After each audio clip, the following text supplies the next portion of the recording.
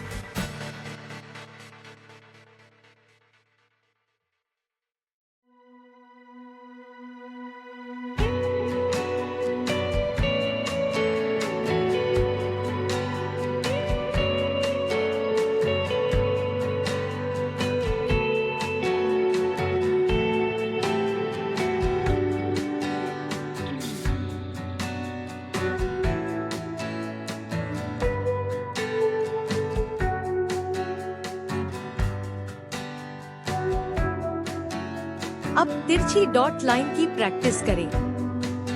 यह अभ्यास आपके हाथ के संतुलन और कोण कंट्रोल को बेहतर बनाने में मदद करेगा। डॉट्स लगाते समय धीरे धीरे काम करें और हर डॉट को साफ और गोल बनाने का प्रयास करें। इस प्रैक्टिस का उद्देश्य आपके हाथ की पकड़ मजबूत करना, कोण पर नियंत्रण बढ़ाना और डॉट्स को सही जगह पर लगाना सीखना है। जितना अधिक अभ्यास करेंगे उतनी ही आपकी मेहंदी साफ और सुंदर बनती जाएगी। आज की शीट को बार बार बनाएं और हर बार पहले से बेहतर करने की कोशिश करें। छोटी छोटी चीजों पर ध्यान देना ही एक अच्छे मेहंदी आर्टिस्ट की पहचान होती है।